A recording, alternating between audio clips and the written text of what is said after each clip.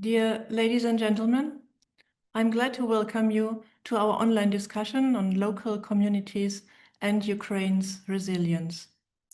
This discussion is the result of a trustful and long-standing cooperation between the European Association for Local Democracy, ALDA, the Black Sea Trust of the German Marshall Fund, the Ukrainian Associations of Local Self-Government Bodies, and of the Kyiv Dialogue, the German-Ukrainian civil society platform that I'm representing. My name is Stefanie Schiffer, and I'm glad to conduct us through this discussion today.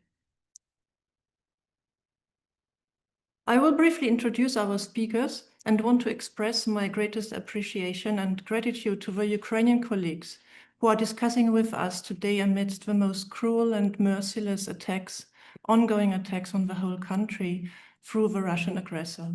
Thank you very much for being with us today. We will start our discussion with a presentation of the research, local stakeholders and Ukraine's resilience, a survey of community-level engagement during the war, a policy report by Clara Volintiro, the Regional Director, Black Sea Trust for Regional Cooperation from the German Marshall Fund. Thank you, Clara. Then we hear an insight on the capacities of local actors in managing the consequences of the war. This is done by Sergei Orlov, who is replacing today Vadim Boychenko. He is the deputy mayor of Mariupol. This insight will be followed by an overview on the state of the decentralization process in Ukraine and challenges for a better alignment of international assistance with local priorities, done by Professor Georg Milbrat. He is the former special envoy on administrative reforms and decentralization in Ukraine. Wilfried Jilge, Associate Fellow at the German Council on Foreign Relations, will explore local and civic engagement in the recovery process and their strategic implications for Ukraine's EU integration. We will round up these inputs with 3 comments from the Ukrainian Associations of Local Self-Governance. First, we will hear an input of Oksana Prodan. She's advisor to the chair of the Association of Ukrainian Cities. Then we hear Oleg Timoshuk. He's replacing today Dmytro Nikulshin. He is the advisor to the president of the All-Ukrainian Regional Association, UARO. And the third comment will be done by Mr. Taras Dobrivsk. He is the executive director of the All-Ukrainian Association of Amalgamated Territorial Communities. So these are the speakers. We have a simultaneous translation, English, Ukrainian, so please speak clear and not too fast. We invite you after these inputs to join the discussion, and we invite you to use the question and answer function at the lower table of your screen. And so I pass the word to Clara Volintiro for the first input. Thank you, Clara. Thank you, Stefanie. Thank you, everyone. I'm very excited we have this virtual roundtable, if I may, after a series of conversations and events that you have hosted in person and online over the past year. And we have exchanged, all of us, ideas on how important local resilience is in Ukraine and elsewhere. At the German Marshall Fund, I have been personally involved in many studies regarding local capabilities and societal resilience at local level. We have explored these aspects, the dynamics of community resilience during the pandemics. That was actually my first intellectual collaboration with the GMF as a fellow, as a ReThink.CEE fellow. And we've looked at local communities in Romania, in Hungary, in Poland, all of the leading cities in these 3 member states. We've uncovered that the mutual engagement between civil society, citizens, and local government has been one of the main drivers, if not the most important driver, of societal resilience in the face of a crisis, at that time the pandemics. Then we had the unfortunate occasion or access to a new and even worse crisis that affected local communities in Ukraine since the full-blown invasion 3 years ago. And what we've pursued, what we wanted to do, is to understand better how the decentralization process that was set up in Ukraine before the war has led to a remarkable, astonishing capability of local actors to respond, to react, to be agile, all of the resilience indicators of local communities in Ukraine. And so we've developed a study, a survey of local actors during the war across 18 local communities, various cities. I will share for a second a couple of the main figures from our report, but you can find it online on the GMF website. And across all of these 18 communities, leading cities, smaller secondary cities, smaller communities, what we've seen was not just surveying the stakeholder engagement and their response to the war, but we've also seen in-person pilots of engagement through our groundmaking process, piloting the multi-stakeholder engagement process. So just to share a couple of thoughts regarding our study on local community engagement in Ukraine. We have explored community level engagement during the war through a multitude of let's say interventions or a multidimensional methodology. We first and foremost surveyed local actors, civil society actors, independent media, local public authorities, representatives of the central government, and international donors. And we've explored the extent to which their cooperation has laid the foundation for quick reaction, agility in the face of the various crises that affected their communities during the war, as well as the quality of cooperation amongst each other between stakeholders. Now, unfortunately, I think the quality of the print screen is not that good, but essentially we've tried to differentiate between different types of cities in Ukraine to understand better different dynamics at local level. And we've looked at the response of different stakeholders, be they civil society organization, informal civic actors, private sector, local public authorities, and so on, in their engagement at local level. And of course, it varies depending on the size of the cities, of the size of the local communities, with private sector being more relevant in economic hubs than in rural communities. But nevertheless, we find that stakeholder cooperation is an underlying factor of societal resilience across Ukraine.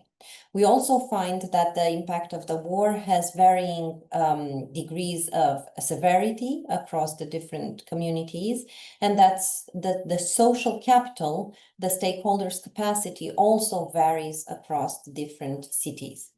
We find an astonishing level of capacity still after 3 years of war with regards to human resources, especially across civil society, and with regards to their involvement. So looking at civil society, which we believe to be a driving force of not only societal resilience, but also accountability mechanisms, both in the face of a crisis and in a context of recovery and reconstruction, we find that civic actors have, and probably will continue to have, the largest interest in local affairs. Their focus is very firmly rooted on the local community in which they live and activate. And that's why they are one of the most powerful local stakeholders in terms of formulating local priorities, identifying local needs, and leading local action, leading an initiative. Private sector is equally interested in the local affairs of their community, followed by local media and local public authorities. Not surprisingly, almost around half of the respondents did not find that the central government or national media are well tuned in to local needs, local problems, local affairs. In terms of influence, however, we find that civic actors are not as influential as they are willing. They rank only in terms of the respondents' perception and our discussions in local communities across Ukraine. We find that local public authorities are the most influential, along with private sector and central government. In terms of capacity, we find that the financial capacity of civic actors is relatively low. Approximately half of the respondents considered it to be less than optimal. And this is worse, of course, than in other countries across the region. But in terms of human capacity, all of our experts across Ukraine have assessed the civil society organizations to have a very high human resource capacity. That means skills, personnel, staff, and knowledge. Equally, organizational capacity is also very large. What these figures tell us, and why are they important, is that resources can be distributed at local level through civic actors and local governments to encourage local stakeholder cooperation and furthering local interests. This is important because often we hear the counter-argument that there simply isn't capacity at local level to absorb resources or to plan the strategic priorities of the recovery and reconstruction process. But as we've seen in the context of the war and devastation, the resilience and contribution of these local actors has been astonishingly high.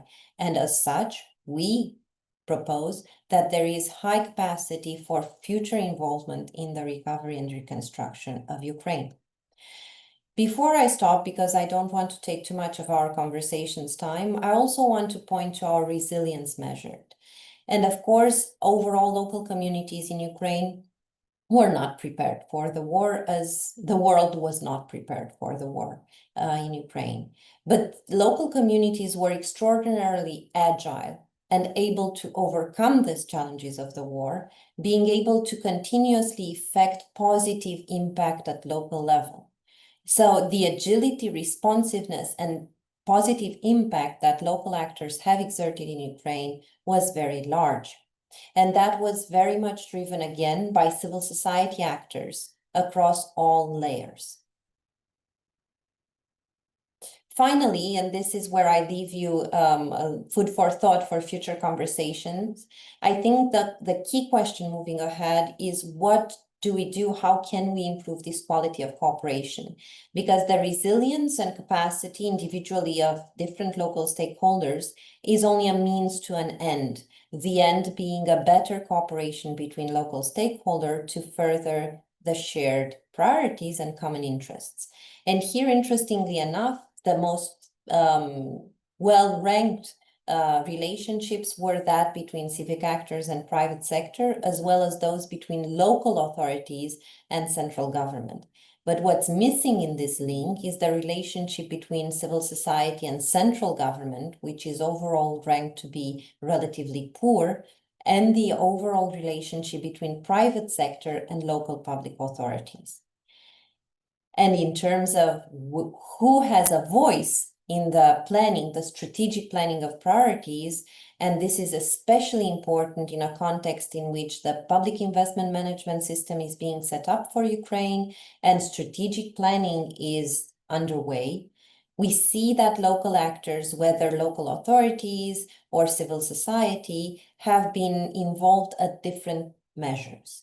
Local public authorities have indeed been very much involved in the development of their community strategy, which is good, but still we find through our various case studies and need assessments on the ground that local public authorities are still not well integrated in the overall strategic planning process at national level.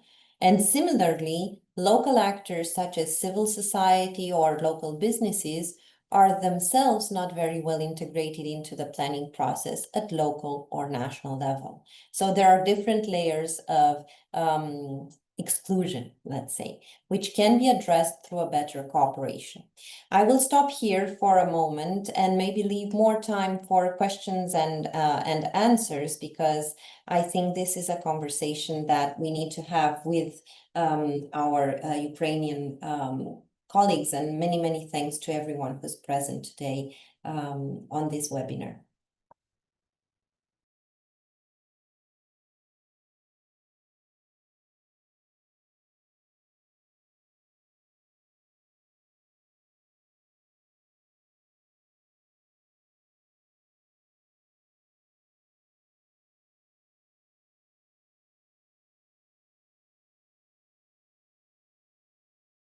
I think we're missing the moderator. Maybe I will pass the floor to Mr. I will, Vadim yeah. Rudchenko. Yeah, so I'm here representing Mariupol and ALDA as well. So my name is Sergei Orlov. I'm the deputy of Vadim, deputy mayor of Mariupol city, and represent also ALDA association as well. Yes, so thank you, Clara. And dear friends, dear colleagues, for me it's a big honor to speak here on this actual and important event, and I'm deeply thankful to German Marshall Fund for organization and all the partners for organization such a forum, such a platform to speak here and to share our knowledge on the way of developing and rebuilding Ukraine through local authorities as well. So I'm representing here Mariupol, which was a prominent Ukrainian city, big city, modern city, fast developing city, city full of love and full of life. That was before the war, unfortunately, before the Russian invasion. Now my native city is occupied. We all do believe that this occupation is temporal, and sooner or later this city will be liberated.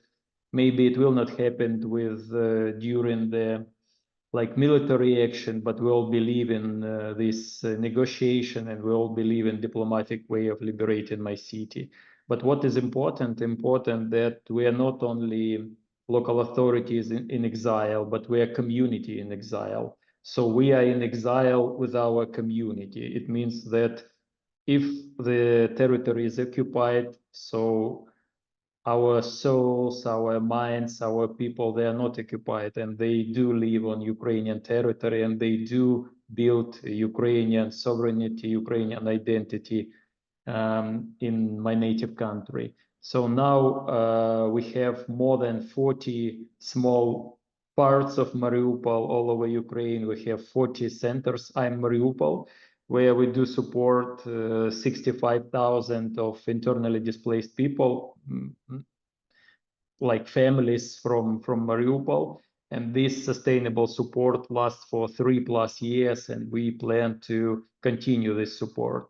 So our first insight or experience is that well-prepared and well-scheduled sustainable support always results to social cohesion and drives economical development as well. So the general mood of internally displaced people from Mariupol is 2 or 3 times better than internally displaced people from other temporarily occupied city, which do not receive such a high high quality or high amount of support, and their psychological mood, their estimation of situation is a little bit worse than people, internally displaced people from Mariupol who receive this support. So our insight and case means that sustainable support of human capital, sustainable support of our citizens is crucial, important on the way of economical development of our country.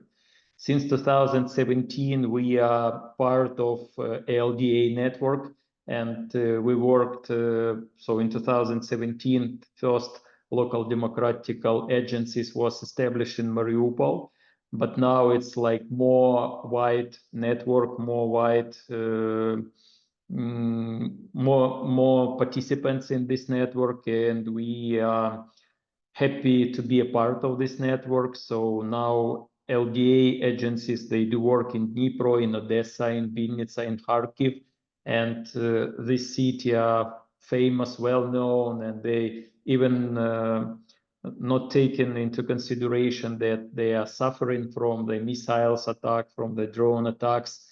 These agencies, they do work and they do support citizens in this city. So they are focusing on youth, they are focusing about ecological issue, they are focusing about social cohesion, they are focusing about capacity building and knowledge. So what was our case number 2, working with ALDA, that participation is critically important. So with ALDA support, we learn We learned the best way of involving our citizens, our communities to creating future, to creating strategy, to creating project. And now we use this knowledge to better schedule and better plan our support and better plan our projects. So, and I think that we need to share as widely as possible that experience involving people, involving communities to participation. I know that it's very like spread it and very common in Europe to make participation with citizens, but it's not always very common in Ukrainian communities, and we learn it through ALDA and through European experience. So I would like to highlight that it's really crucially important to involve your communities to dream and to build in your future. Now we think that there are on European level a lot of instruments that really support and help Ukraine to develop. And it's like Ukrainian fund of support in municipal infrastructure and a lot of others. And there are a lot of instruments on Ukrainian level, like DREAM system, PIM, public investment management system working. But as well, we need to be more focused on local level. We totally understand that in time of war, in time of emergency situation, there is a huge focus on state level. But when we will move to sustainable development, when we will move to more like midterm and long-term solution, more sustainable solution, we need to think how to make this participation with local communities as well more strong and more sustainable. And that's our kind request to all the speakers, to all the participants, to think that transformation from wartime, from emergency situation to long-term situation with more involvement of local level, regional level to development of our future, our Ukrainian future in Europe. For my community and for a lot of temporarily occupied and affected community, there is a critical issue about justice. It's really important because Mariupol is well known like a symbol of tragedy, but this tragedy, from the one side, it's worldwide well known and acknowledged. It's true. But from another side, people do not receive not even satisfaction, but they do not, they did not return their dignity back. So they always suffered. They lost everything. They lost properties. They lost friends. They lost assets. They lost lives. They lost families. And this tragedy is well known, but it's not satisfied. So our issue that and of course, Europe really like does a great job making international registry of damages and losses, a lot of action with justice, with court. But I do confirm from our side, from affected communities, that issue of justice is critically important because on the way of development, on the way of rebuilding Ukraine, not only so money of course matters, capacity building, knowledge matters, but human capital matters a lot. So it means that we need to return dignity to our citizens, we need to return dignity to our people and to answer their claims for justice. So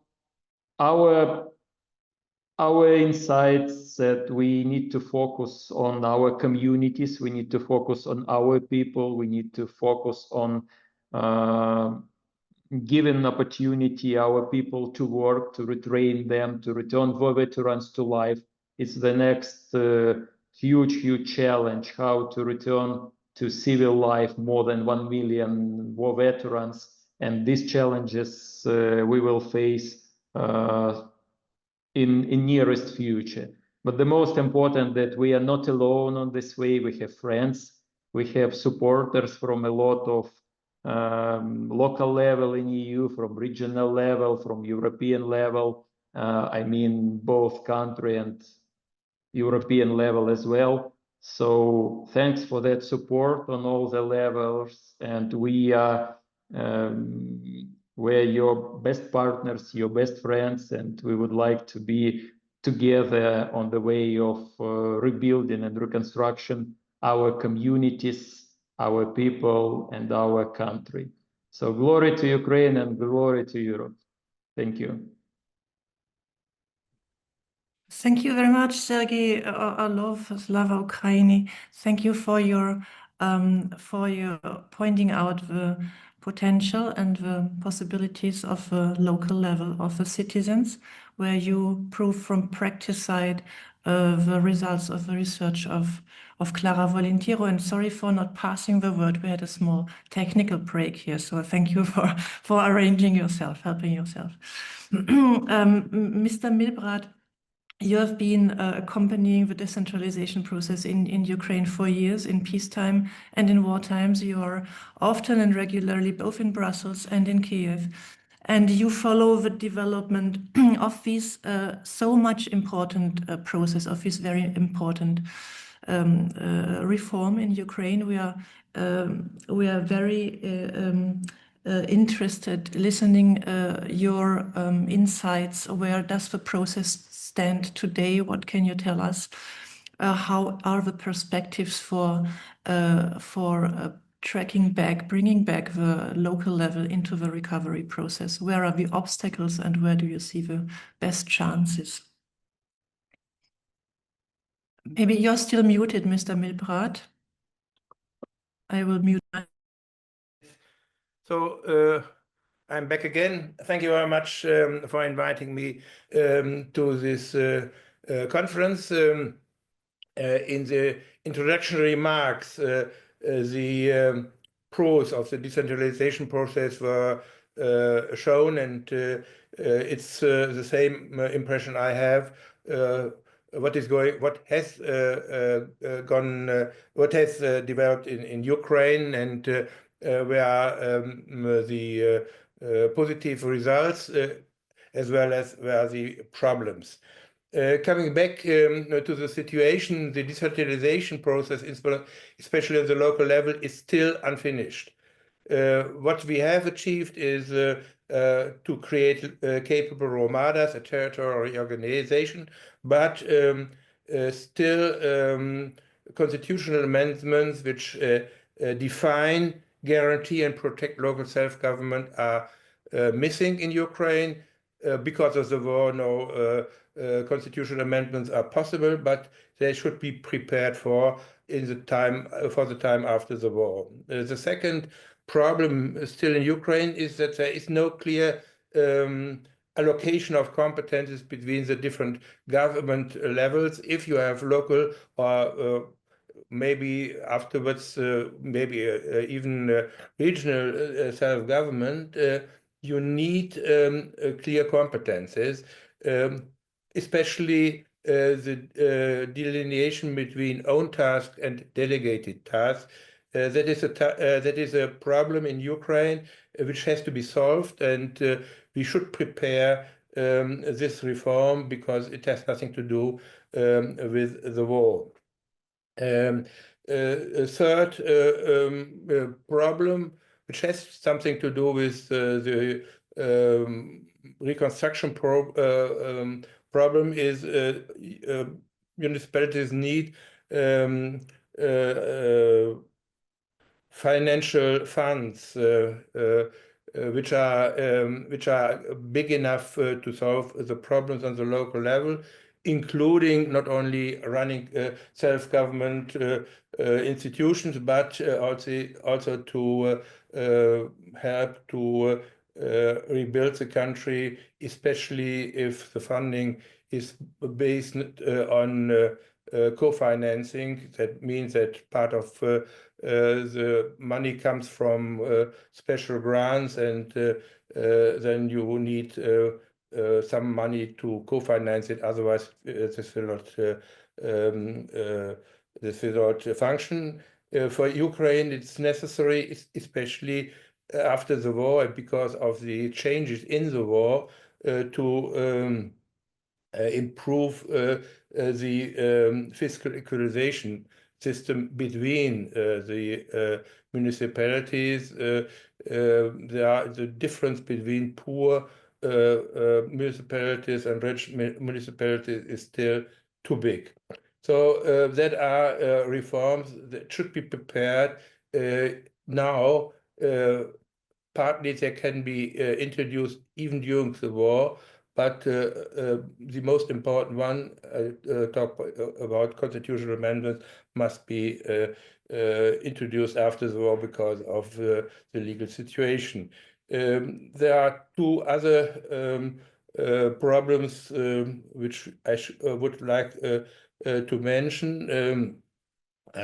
First of all, the problem of supervision is still unsolved. We need a supervisory process which is built or based on trust, mutual trust between the different levels of government and not mistrust.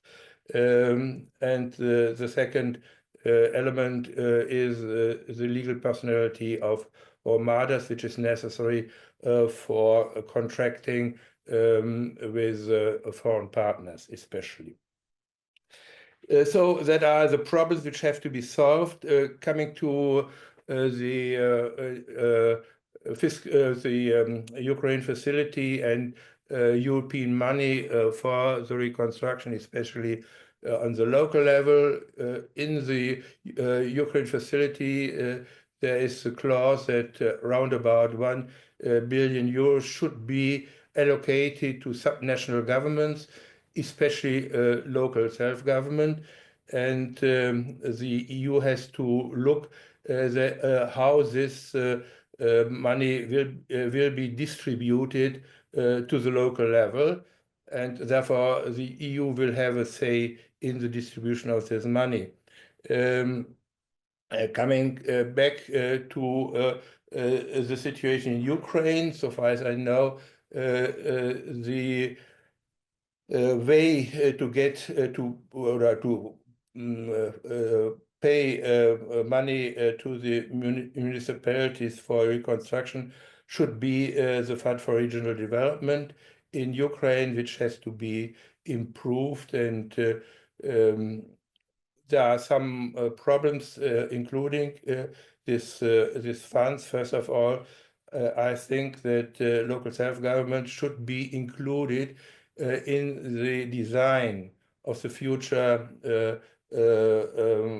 finance procedure, and there should be included how the priorities will be set in this process. That is still not the case, so far as I know, but there are a lot of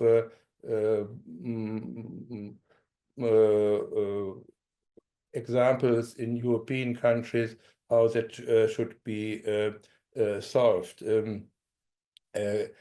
Coming back to the way the money will be poured or will be paid to the municipalities, first of all, there should be not a strict conditionality, so that the funds are given under certain conditions to the municipalities, but very strict conditions which cannot be changed or adjusted to local needs and local preferences. Therefore, I want to have more flexible instruments, for instance, like block grants, that for not for a certain project, but for a group of projects, the money will be paid, and that there is some flexibility of the local level to use their own priorities. Second is that if there is a co-financing system, which I think will be the case, then municipalities need enough of own money to co-finance it. Otherwise, the system will not work correctly. I said before that this includes an improvement of fiscal equalization between the local governments. Let me make another comment concerning the future. Because of the EU accession, regional policy, European regional policy, will get more priority, and for the system of regional development, the European system of regional development is based on the principle that the region itself defines its regional development, not the state. The state can have can give some guidelines, some conditions, but in the end, the regional authorities should decide on their own fate, their own future. That is not the case at the moment in Ukraine, because we have a oblast Rada on the one hand side, but no self-government administration. We have a state administration. So there should be a reform what that is in the medium range or long range, and there are some good examples in Poland, how the voivodeships are governed, or in France, the region. There's always a separation between pure state administration under the government on the one hand side, and self-government administration under the head of the regional council. In the case of Ukraine, the Rada, the Oblast Council. So that are some problems for the future which has to be solved. Most urgent at the moment, I think, is that a clear division of competences is discussed and implemented in Ukraine as a precondition for better local self-government, and on the other hand, sufficient funds for the future and for the situation at the moment. I accept that during war and special martial law, there is a kind of re-centralization, but that should be that should only be the case as is military necessity, and therefore we need some rules or some policies how to get or to develop military administration back to normal administration in the country, especially in those parts of the country which are not so touched by the war, or which are not at the front line. Thank you very much.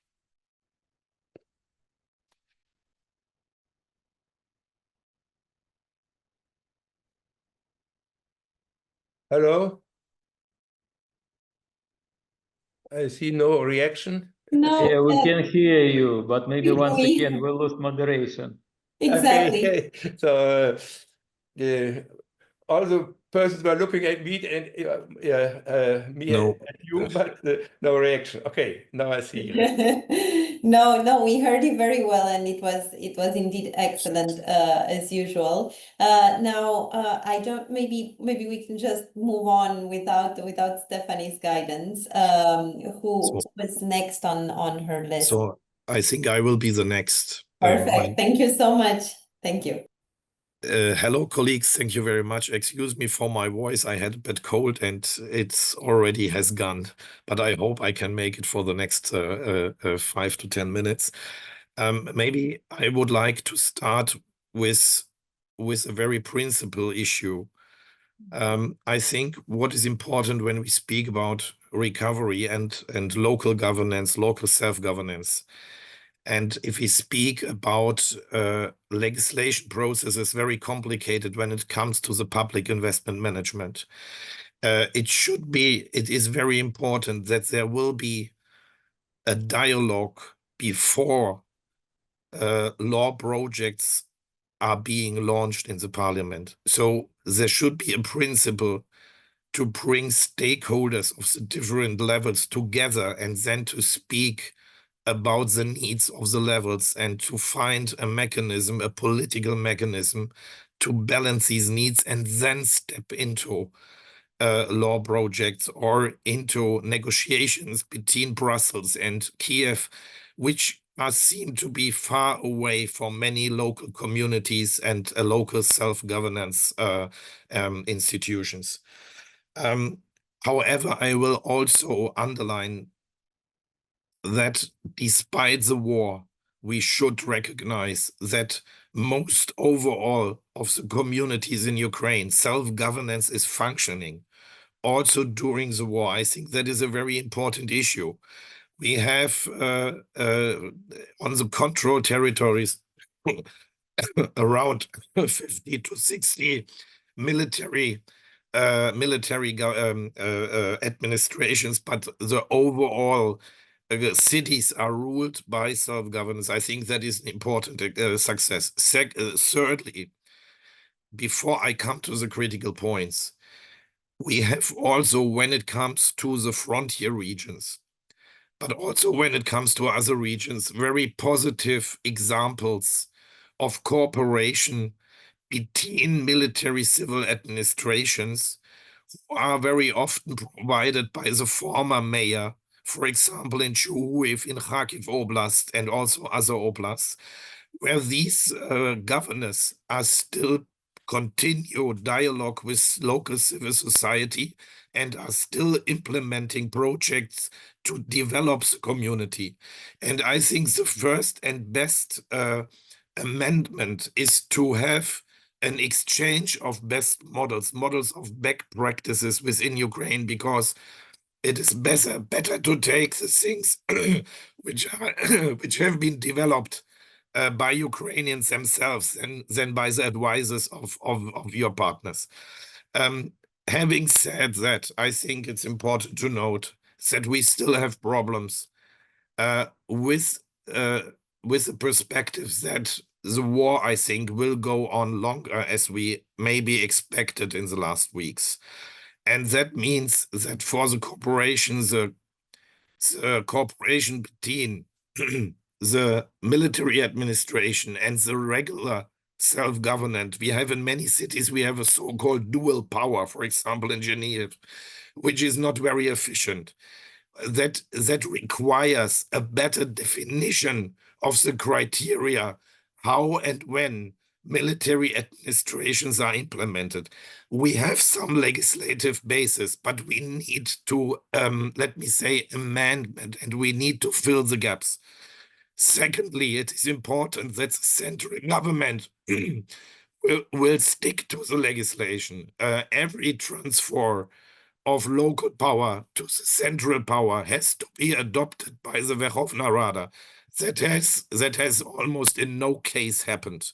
And so we should simply here fill the gaps. Second point, Mr. Milbrad already and absolutely clearly, and I join very much with what you said, spoke about the good access for communities. And I mean good access in times of war. It is an access which is not over-bureaucratized. So we need a good and direct access, excuse me, to fundings for the communities, be it the Fund of Regional State Development, be it other mechanisms. We should be very careful that when it comes to the public investment mechanism, we should not imply too much bureaucracy now on the communities. They now have also to construct their single project pipelines. If they want also to have state budget, they need sectoral pipelines to be fulfilled, and then even other levels. So it is a already very complicated system. And the problem is that we have not the management and capacity in many communities to respond to these new requests. And what we need is maybe also a wider project of implementing an information campaign for people on the local level. What are they confronted with with the European reforms when it comes to the public investment mechanisms. And my last and my last point so far, I hope you can hear me still. And then I have made it. It is about also in the time of war, we should further empower the local democracy. We should, where it is possible. As you know, we have now, we got a law in January of that year on the municipal statute. So the regulation of the cooperation between local civil society, local self-government when it comes to local initiatives. For example, people's initiatives to launch something, to develop something in the community. I think here also we have to help with, based on the pilot projects of ULEAD, we have to help the communities to implement that reform and to scale up the best practices we already have in donor private local community projects like it was made by ULEAD. Thank you, and excuse me so much. Thank you very much for your attention. Wilfried, thank you very much for making these comments. They are so helpful, and Mr. Milbrat also, despite we have a technical problem, so you have health problems. I think together we go through the discussion, and it's important enough. We will overcome it. Thank you very much, Wilfried. I want to add that Wilfried has to leave 3:15. So when there are questions to Wilfried directly, please write them now to the question and answer, so he can still have a chance to answer it. Thank you very much. This first round was super insightful and interesting. Some things have not changed, I must say, from what I hear since the last year. Some problems are still open, some questions are still to be resolved. Mr. Milbrat pointed them out, but some progresses are made, and this is really considerable. And I'm very interested now, passing the word to Mr. Timur Shuk. You are representative of the Association of All Ukrainian Regional Association, UARO, and it would be interesting to hear from your point of view, practical view from the association. Where do you agree? What would you like to add to what we have seen? Maybe first of all to the questions that we have now ahead of us. This is how the recovery will be organized and how this potential on the local and regional level can be mobilized for the recovery. Thank you.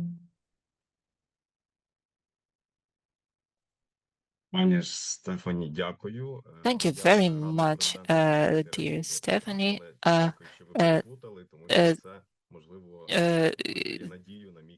Yes, there was an interpretation, maybe it was lost a little bit in translation, how I shall be introduced.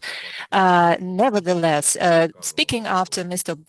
Milbrandt and after Mr. Yilge is not a very easy task, because many things have been already pointed out, and I can only agree, but I will allow myself to divide my talk in two parts on behalf of my association and on behalf of myself as an expert, because I have been dealing with the local government and past wartime reconstruction for a long time. Our association since February 24th has been dealing as a platform for coordination of efforts of the local authorities. So we have been dealing as a center of stability, because we have been spreading the humanitarian aid among the communities, and we have been dealing with the civil society, volunteers, international partners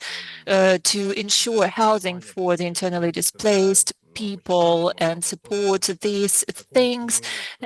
We have been dealing since day one of the full-scale invasion. We have also reinforced the cooperation with businesses to reinforce the economic part, especially for the big economic hubs. We also united forces of different platforms to reinforce the networking between different communities so that smaller communities can get support from bigger ones. We have been the voice of the local communities in front of the national government in terms of our local interests and taking them into account when planning for the national strategies. After the Revolution of Dignity, we have been dealing with as part of bigger projects, we have been dealing with relevant issues. We are ready to be part of development of strategies of all levels, which will include the needs of the communities. We also advocate for involving the local governments and the local media into these processes. We would like the strategies to be inclusive and to meet the local needs. I have read the reports and it is focused on the need for transparency. Around 70% of respondents have pointed it out, and I can only agree. And for sure, we would also like to support structured dialogue platforms between the businesses, the government, the citizens, and the international partners. We have successful examples and successful cases of such platforms, but we are ready to scale these practices up. I would also like to stress that we have always been advocates for decentralization and less centralization. We have also always supported the decentralization efforts of the national government, for example, the Ukrainian Fund of the EU. So we are ready to undertake our responsibilities within such initiatives. It is also critical, a critical challenge for us is human resources, because ensuring that there are enough human resources on local and regional level is still an issue, and people who are still working there, they need more better access to knowledge, to new instruments of governance, and so on and so forth. And we are ready to implement projects of this sort, and we are already cooperating with the national authorities in this respect. And Mr. Milbrat is absolutely right when he pointed out that the international projects shall work with less bureaucracy, with less bureaucratic thresholds, and this will work for better accountability and transparency and ensure for better use of funds. So as the representative of an association, I'm ready with my talk, and let me add a couple of another notes on cooperation of the national government and the local stakeholders. Studying the question of post-war reconstruction, I found out that in nowadays European science, there are no data, there are no information how the post-war reconstruction in a democracy like Ukraine shall look like. So Ukraine, it looks like Ukraine is the first case of restoration of communities in such difficult circumstances. So let me share a couple of ideas of mine what the communities could do in cooperating with the key stakeholders to move towards reconstruction. In the first place, the local councils shall be coordination platforms. What I mean by that, they shall have feedback with the key stakeholders within the communities, with businesses, with civil society groups and activists, maybe through online meetings or by using database platforms, chats, or Google Docs, but the communities shall be open formally and informally.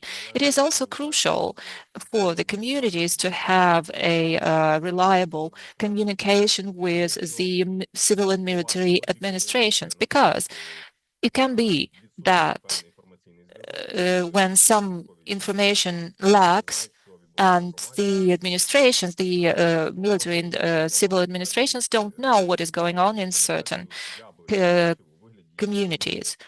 I would suggest that the communication can look like reports or data exchange that shall happen on monthly basis, for example, about challenges within the communities. It is also important to have cooperation with civil society organizations by ensuring access to information. Normally, this information is being published on websites. And this means that these websites shall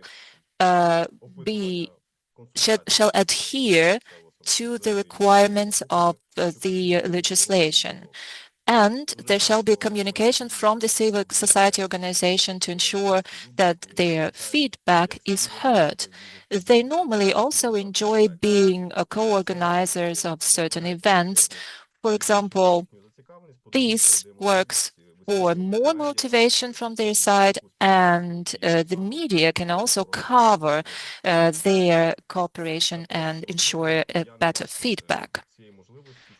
And it is also important that the self-government, local self-government authorities have a coordination cooperation channel to the national government. For example, some deputies have certain ideas as for some bills or legislative initiatives, but they cannot communicate it towards the communities, only through community organization. And we also need instruments to scale up certain ideas over the majority of the communities.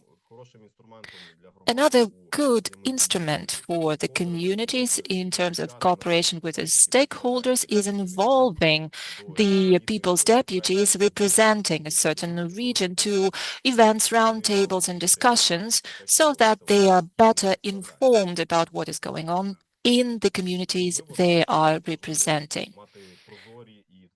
It is also important to have transparent and detailed plans for the donors, some kind of flyers or brochures where development plans can be seen and read about.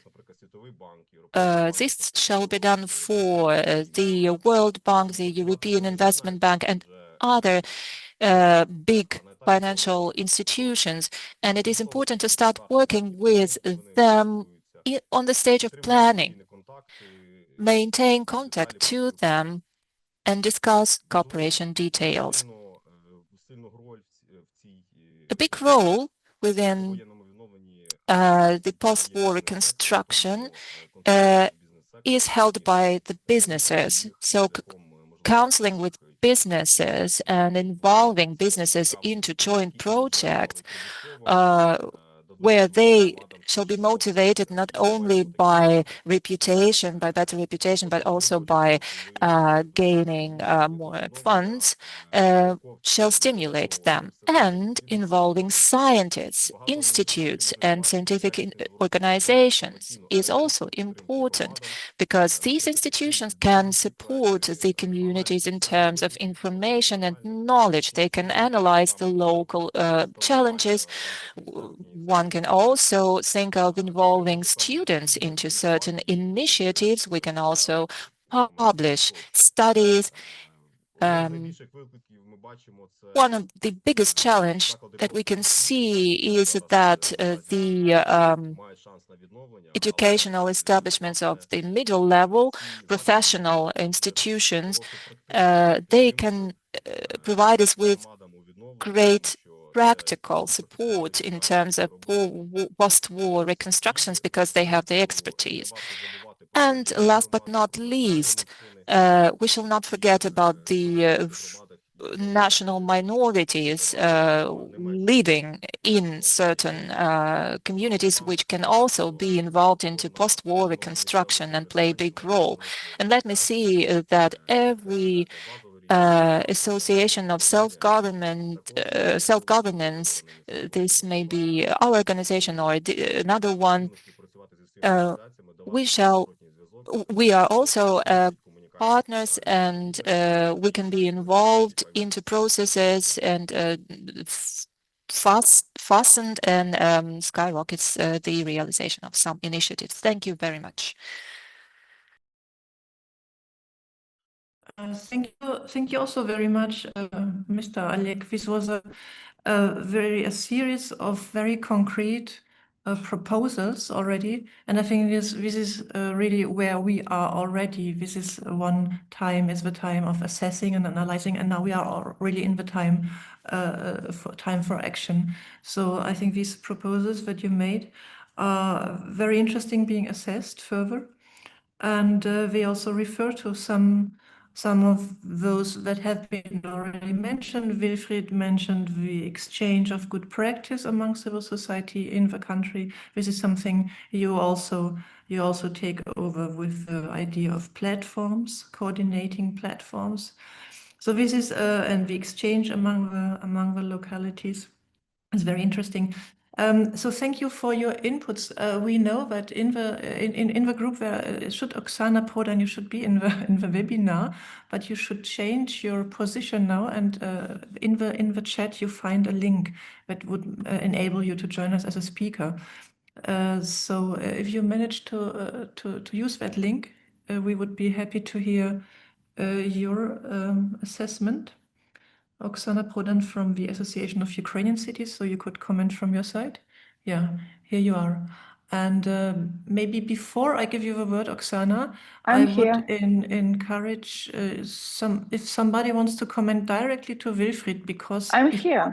Yeah, Oksana, good to see you. Just one more. If anybody of the speakers wants to comment directly to Wilfried before he leaves, hopefully for the doctor, Wilfried. So please use this opportunity now.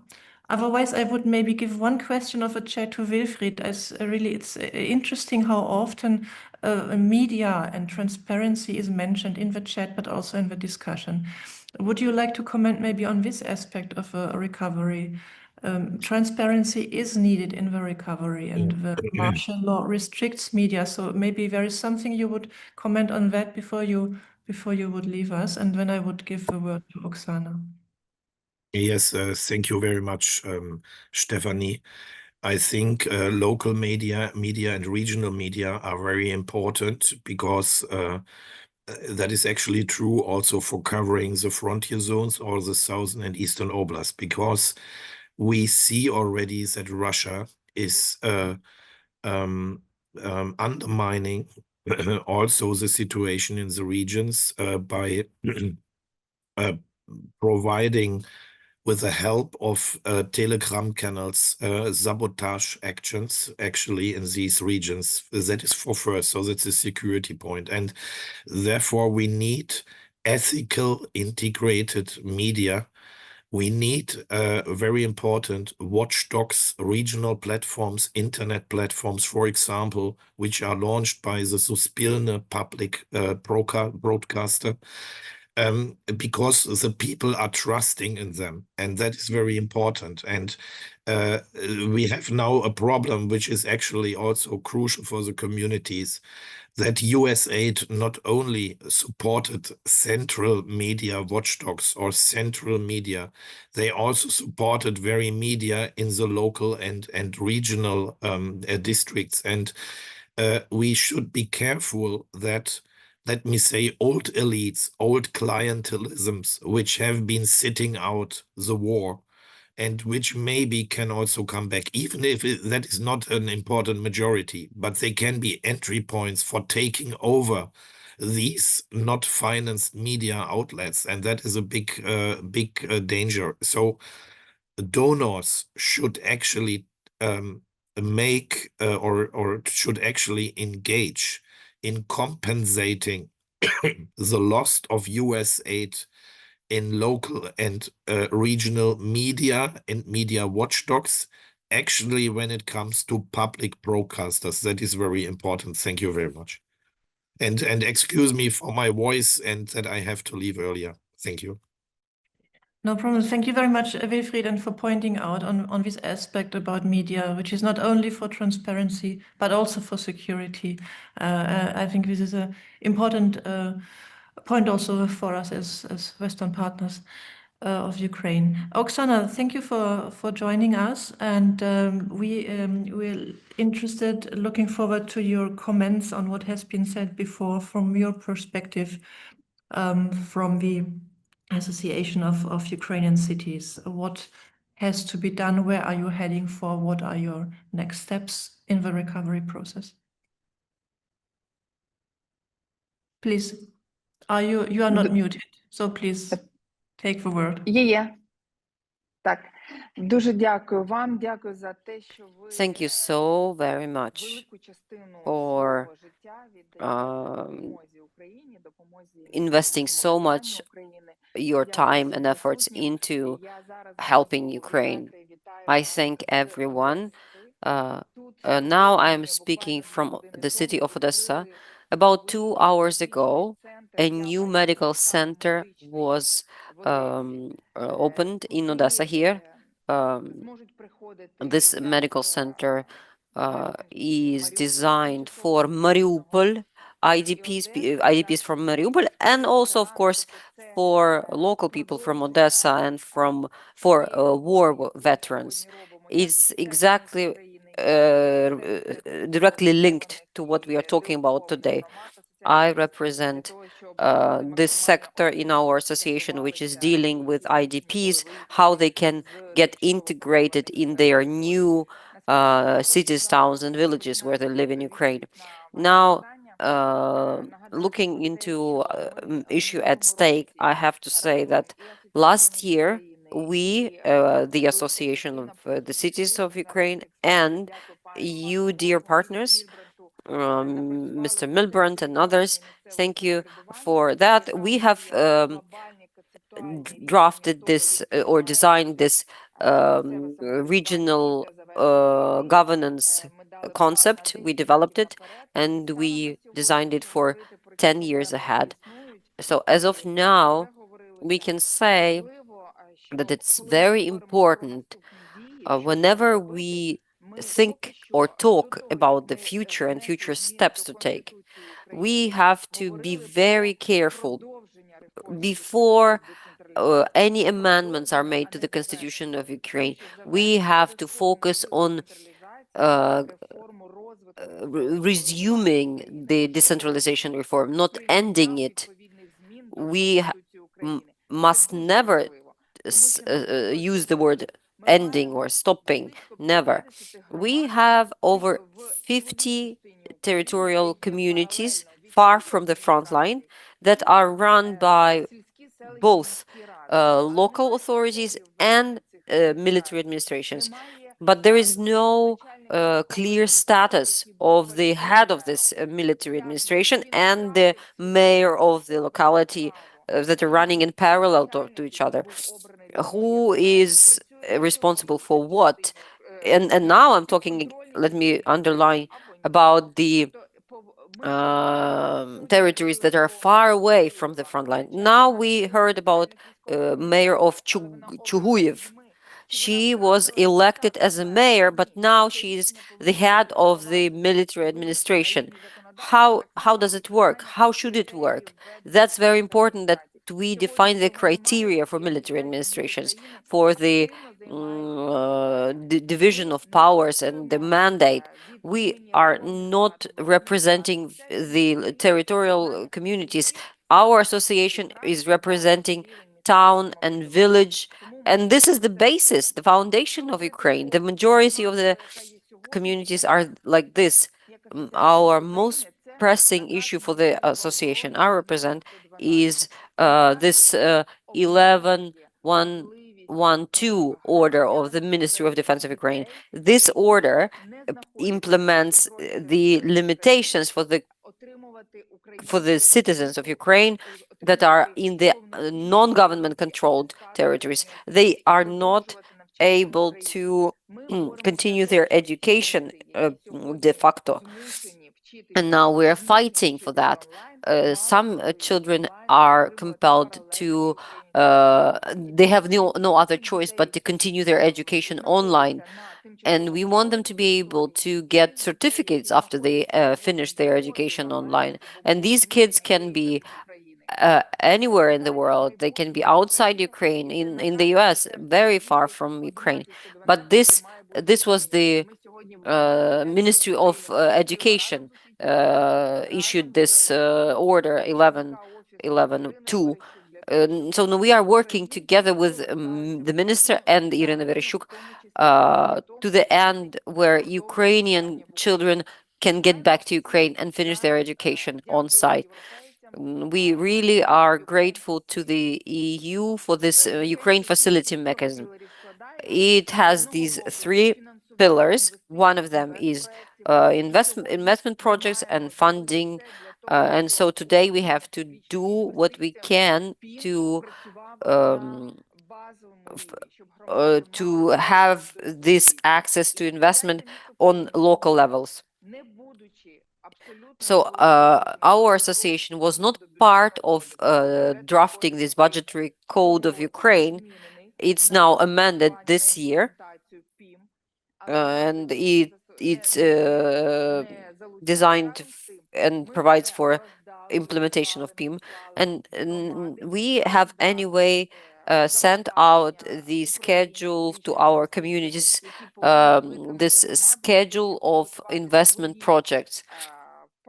The territorial communities have to prepare, have to be ready to submit those projects or applications to get the funding. We encourage the communities as much as we can to get access to the public investment management mechanism. Now we're part of the legislative process. We have these free of charge webinars, seminars, where we teach the communities and the local authorities how they can implement these issues. And I have just 1 more minute before I finish. What's most important, what I want to stress here, we should not postpone or push it down the road, the legislation amendments. And I mean especially Ukraine facility mechanism. We have to keep empowering local communities. Before the constitution of Ukraine isn't amended, decentralization depends on 226 voices in the Parliament of Ukraine. Thank you for your attention. Thank you very much, Oksana, for this input covering a broad range of questions. Also, the associations can do for their members, that what you covered perfectly, what has to be done on the legislative level, and also what has to be done now in the recovery process. I think these different sectors we have to have in mind and to understand where we can become active and where just action is impossible because of martial law. This concerns the constitutional and some of the legal questions. But these questions which are not out of the process because of the constitutional barrier, they should be tackled. And I think quite a lot of them have been mentioned in this discussion also, very much of them from Oleg Timoshuk, but also from Clara in your presentation. Where is room for maneuver and where is a need for action? And we are standing 1.5 months ahead of a next Ukraine recovery conference, which will be held in Rome. This will be a great opportunity for discussing any ways of steps to organize the international recovery process. Well, for sure, much of the topics that have been discussed here in this round will come to the panels. My question is to you, and maybe some of you may feel ready to have an idea how could such positions, and we had discussed heard very important questions also in this round. Do you have an idea how this can be organized, how such proposals can be channeled, how such Oleg Timoshuk, what you mentioned, these coordination platforms, how can such a process be organized? Would you have an idea of how something can be proposed, presented maybe to the Rome conference, which will be quite soon? Clara, maybe you have an idea on that, or Oleg Timoshuk, Oksana Prodan, Sergei Orlov. Yeah, Oksana? Я готова. Thank you so much, Stephanie, for your question, for stressing the importance of this issue. Because actually, first of all, local authorities today, the communities on this local level, follow the entirety of the law that has been in place for years. They are fully transparent. All the draft decisions are published well in advance. They are being discussed. The processes are fully inclusive for everybody to be included in the decision making. At the same time, the regulations of Ukraine facility is not followed on the central level. Ukrainian communities are not part of the strategic council, and there are so many other items that are breached based on the martial law. That's the excuse. So I'm wondering when the regulation of Ukraine facility is going to be fully followed on national level. This would make the decision-making process even more transparent. This is one part. Another part is when preparing a new legislation, especially when speaking about dividing responsibilities of global decisions, it is crucial to unite experts so that they can work on one single platform and speak one language. So we would like to ask you, I would like to speak on behalf of the Association of Ukrainian Cities, please support our analytical center, which has been working within the Association of the Ukrainian Cities. This is a center uniting experts in all fields relevant for municipalities. They are working jointly and making decisions jointly. So my idea is when working on global changes, that it is important to join different positions, but not look at single expert opinions. Yes, it is for sure very important, but it is even more important to unite the ideas of different experts on one platform. So my request is please support the Analytical Center of the Association of Ukrainian Cities. Thank you. Thank you, Oksana, for this hint to the work of such centers. This is work invested and should be acknowledged. For sure. Thank you very much. Oleg Timoshuk, please. And then Clara.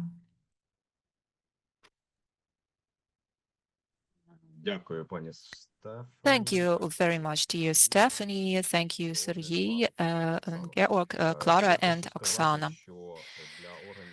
What I want to say is that for the self-governance authorities, speaking of legislative initiatives, there are two ways to enter this dimension. Firstly, this is the representation within the Association of Municipalities or Cities, because they have a clear communication channel to the national level.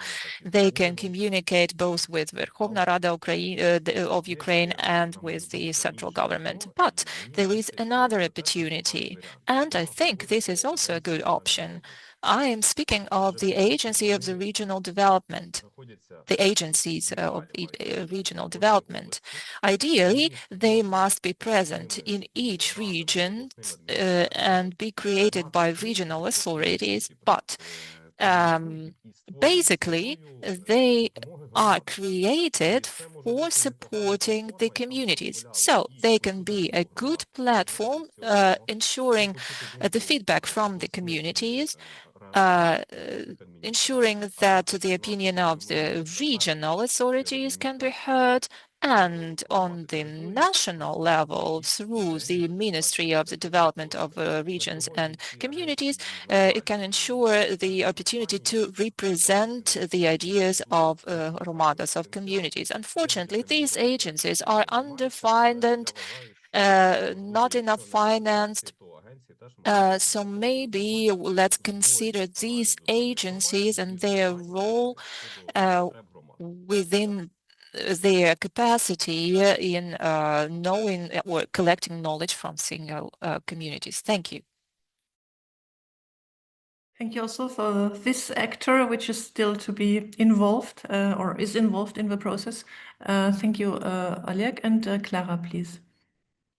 Many thanks. I don't think I can add a lot on what Oksana and Oleg have mentioned before, but I do want to stress, as they also pointed out, that there is a difference between legal frameworks of cooperation, which are very important, but at the same time, as we've seen in many of the EU member states already, you set up the framework, but if no one adheres to it, then it's not that useful. So it's also important to develop incentives and informal processes that are embedded, and the ownership is within the stakeholders' own power to cooperate on the strategic planning process and the implementation, which includes funding, of the investments for the reconstruction and recovery. And in these two processes, and maybe the third process is the monitoring and evaluation of those investment projects that are not developed at local level. They're developed at central level by their nature, but they still need to be monitored and evaluated by local stakeholders as well.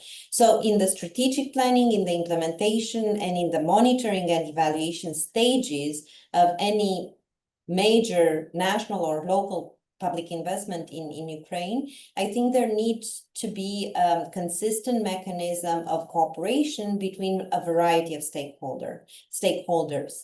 And because a lot of private capital will have to flow into these investments, there's no way that the Ukrainian budget, central or local, or the facility alone can cover the needs that the Ukrainian communities have with regards to investments. And so there will be a lot of private capital that will have to follow private investment and private contractors. And that's why the cooperation with the private sector that was already mentioned is very important as well. And an idea, sort of a mechanism for cooperation, is what we've also proposed to the Romanian authorities a few years ago through the World Bank, which was a public-private dialogue platform. And that public-private dialogue platform is a standardized dialogue mechanism. It has been implemented all across the world to ensure that there is a better alignment between the private sector capacity to deploy itself to certain strategic priorities in a given country and the public authorities, central or local. And what we are also in the GMF conversation supporting is that such a public-private dialogue platform can be the perfect mechanism to support the public investment management system and to coordinate in a formal and informal manner the different layers of authority in Ukraine, central, regional, local, and also horizontally between public, private, and civic or academic or media actors. So this layering between vertical and horizontal cooperation is essential to put forward the best ideas, the best expertise, and the most energies to coordinate between people who have stayed behind, people who are in exile abroad, internally displaced people, and so on. So coordination will be central to make sure that the interests and voices of everyone are heard.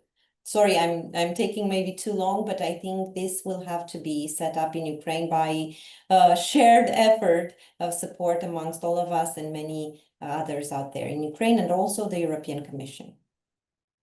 Oh, you don't take the time. It's very helpful and instructive. And I think based on your stakeholder analysis and on this possible transaction among them, this is a very good basis and precondition for defining such platforms or such structured dialogue for organizing these processes. So thank you very much.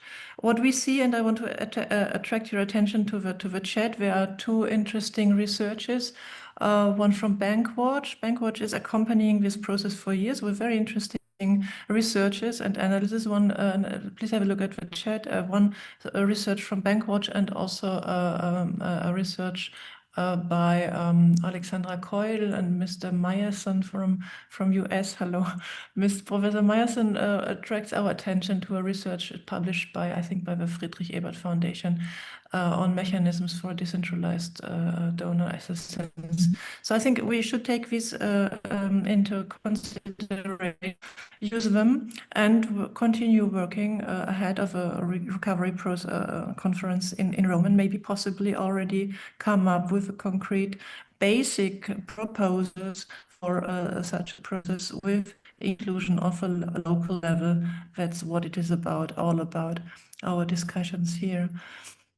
I would like to ask Mr. Milbrad maybe for a conclusive word to our short word. We have a minute left to our discussion. Is it possible, Mr. Milbrad, to invite you to a concluding word? With your microphone unmuted, please. Well, I try to wrap up the discussions. I think there are a lot of essential positions which we have heard. First of all, local governments are vital for the further development of Ukraine, especially for reconstruction. Second, I would add local investments should be made by local institutions. That means the municipalities. Third, we need enough money coming, especially those